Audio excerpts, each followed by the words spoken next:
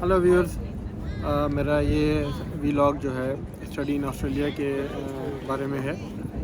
آپ نے میرا یقیناً پہلا ویلاگ بھی دیکھا ہوگا جس میں نے آپ کو آسٹریلیا کی جیوگرافی وغیرہ کے بارے میں اور یہاں کے کلچر اور یہاں کے لائف کے بارے میں بتایا تھا۔ یہ ویلاگ جو ہے سیکنڈ ویلاگ میرا، یہ پیورلی اسٹڈی ان آسٹریلیا کے حوالے سے ہے کہ آسٹریلیا میں اگر آپ پڑھنا چاہتے ہیں تو کیا آپشنز آپ کے پاس موجود ہیں۔ میں اس وقت سڈنی اوپرا ہاؤس کے سیڑھیوں پہ ہوں۔ میرے بیک پہ آپ کو اوپرا ہاؤس نظر آ رہا ہے۔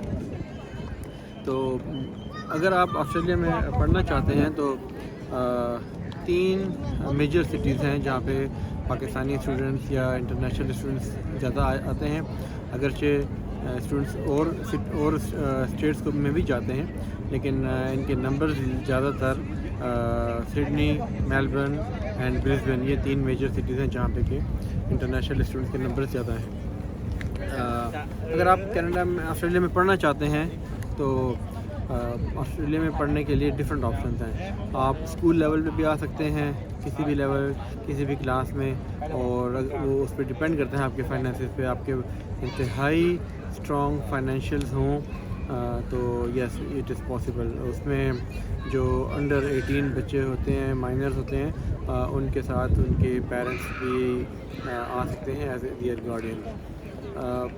زیادہ تر بچے جو ہیں وہ آفٹر ہائی اسکول یا گریڈ 12 بولتے ہیں جس کو، گریڈ 12 کے بعد آتے ہیں یہاں پہ پڑھنے کے لیے۔ پاکستان سے جو زیادہ ٹرینڈ ہے ایف ایس سی کے بعد یا او لیولس، اے لیولس کے بعد آتے ہیں، یا ڈی اے ای کیا ہو، ڈی کام کیا ہو، آئی کام کیا ہو، آئی سی ایس کیا ہو، تو پاکستان سے زیادہ بچے یہ اس کوالیفیکیشن کے بعد اپلائی کرتے ہیں۔ یہاں پہ آسٹریلیا میں آپ کی ایجوکیشن کے کس لیول پہ آپ پڑھ سکتے ہیں۔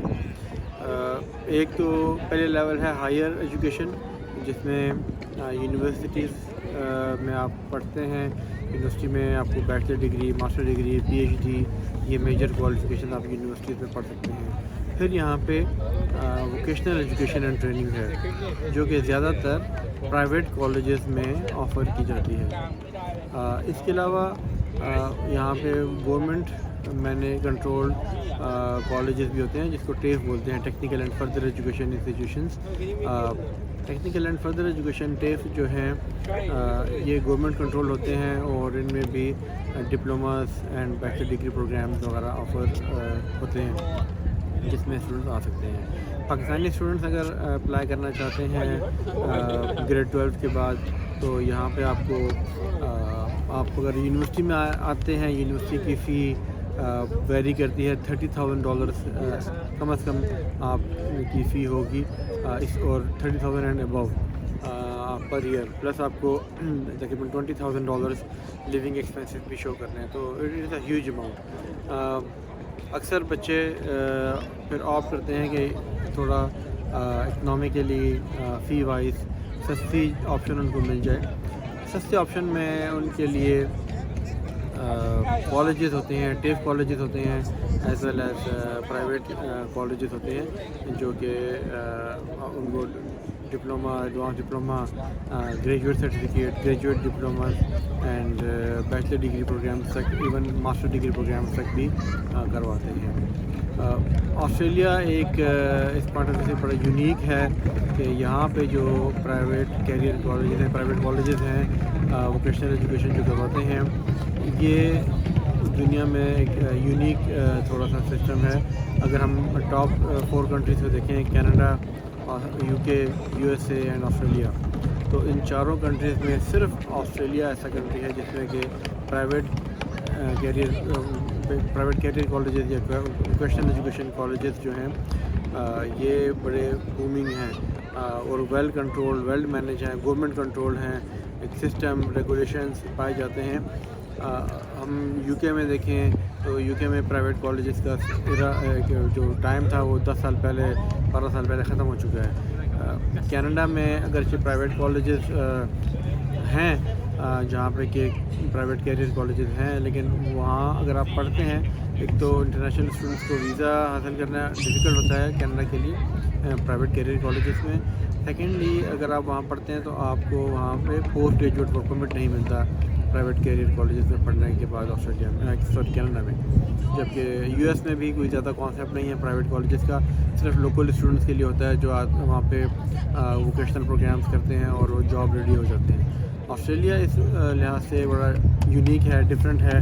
یہاں 5,000 سے زیادہ پرائیویٹ کالجز ہیں جو کہ آپ کو ڈفرینٹ کوالیفیکیشن کرواتے ہیں، جس میں سرٹیفکیٹ 1 سے شروع ہوتی ہیں اور certificate 1، certificate 2، 3 and 4 and then diploma, advance diploma, graduate certificate, graduate diploma and even bachelor and master degree. یہ تمام کرائی جاتی ہیں اور ڈفرینٹ فیلڈز میں کرائی جاتی ہیں. جو اس میں پاپولر فیلڈز ہیں، آئی ٹی کی یہاں پہ بہت ڈیمانڈ ہے، اور فیوچر میں جو میڈیم اینڈ لانگ ٹرم جو ان کی فورکاسٹ ہے اس میں I T, construction, automotive industry, health care, old age care, یہ بڑے پاپولر پروگرام ہیں. Plus cooking, cooks, chefs, hospitality, یہ ایسے پروگرامس ہیں جن کی ہائی ڈیمانڈ ہے اور یہ میڈیم ٹو لانگ ٹرم 5-6 سال تک ان کی ڈیمانڈ رہے گی. تو اگر آپ اپنا کیریئر ان فیلڈ میں بنانا چاہتے ہیں تو یس، آپ کو کالجز میں آپ آ کے پڑھ سکتے ہیں. اگر آپ کے پلانس ڈفرینٹ ہیں، آپ ماسٹر ڈگری کرنا چاہتے ہیں اور اس کے بعد اپنے ملک جا کے آپ کے پاس جاب ہے، آپ کا ڈفرینٹ کیریئر پلانس ہیں، تو یس ماسٹر ڈگری یونیورسٹی سے آپ کر سکتے ہیں. وہ آپشن بھی ہے. بیچلر ڈگری کی آپشن بھی ہے، وہ آپ کر سکتے ہیں. اس میں کوئی آپ کے لیے کوئی ریسٹرکشن نہیں ہے. صرف یہ ہے کہ ان کی ریکوائرمنٹس ہائی ہوتی ہیں. آپ کو آئی ایلٹس کی ریکوائرمنٹس میٹ کرنی ہوں گی. اگر آپ یونیورسٹی میں ایڈمیشن آپ کا ہو جاتا ہے جو کہ اسسمنٹ لیول 1 ہوتی ہیں، تو پاکستان سے اگر آپ کسی یونیورسٹی میں آتے ہیں تو even without IELTS and without bank statement بھی آپ کا ویزا لگ سکتا ہے پاکستان سے. اگرچہ ایڈوائزیبل ہوتا ہے کہ آپ IELTS and bank statement provide کریں، but that is not compulsory. ٹھیک ہے، ویزا آفیسر آپ کو without IELTS and without bank statement بھی ویزا ایشو کر سکتا ہے. سیکنڈ، اگر آپ کسی اسسمنٹ لیول 2 کے انسٹیٹیوشنز میں آتے ہیں تو پھر پاکستان سے مسٹ آپ کو آئی ایلٹس اینڈ اپنے فائنینشیلز پروو کرنے ہوتے ہیں. اسسمنٹ لیول 3 کے لیے بھی اسی طرح آپ کو زیادہ اسٹرانگ فائنینشیلز اینڈ اپنی language proficiency, academic background, grades وغیرہ شو کرنے ہوتے ہیں. یہ آپ کی ایکیڈیمک ریکوائرمنٹ ہے. آپ آسٹریلیا میں نارملی جو 3 انٹیکس یہاں پہ ہوتی ہیں کالجز میں، پرائیویٹ کالجز میں، مارچ، جولائی اینڈ اکتوبر. کچھ کالجز اس کے علاوہ بھی آپ کو انٹیک دے رہے ہوتے ہیں.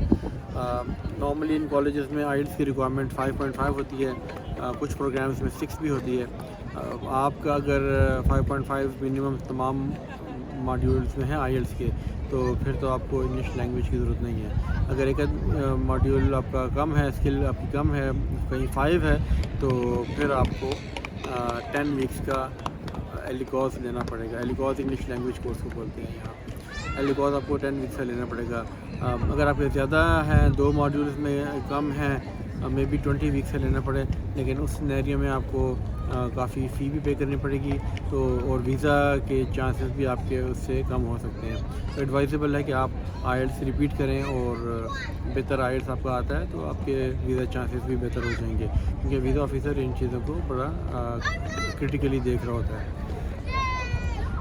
پاکستان سے ریسنٹلی ان پوسٹ پینڈیمک ایرا جو ویزاز ہیں، اسٹوڈنٹ ویزاز فار آسٹریلیا، وہ نمبرز بڑھے ہیں.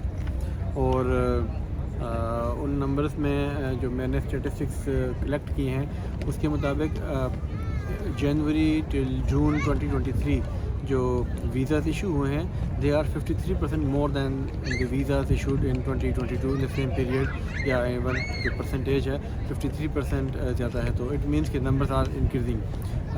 After all it is their industry, education is Australia's industry. انہوں نے पैसे कमाने हैं इस रूट से, तो आप पे डिपेंड करता है कि आप कितने कॉम्पिटेंट हैं, इनकी क्राइटेरिया किस तरह मीट कर रहे हैं और फिर आप किस के थ्रू अप्लाई कर रहे हैं। माई firm is being an immigration firm, तो हमें इन चीज़ों का ज़्यादा पता है। 22 साल से हम ऑपरेट कर रहे हैं पाकिस्तान में। हमें पता है कि वीज़ा ऑफिसर क्या मांगता है और आपके केस में हमने कैसे बिल्ड करना है।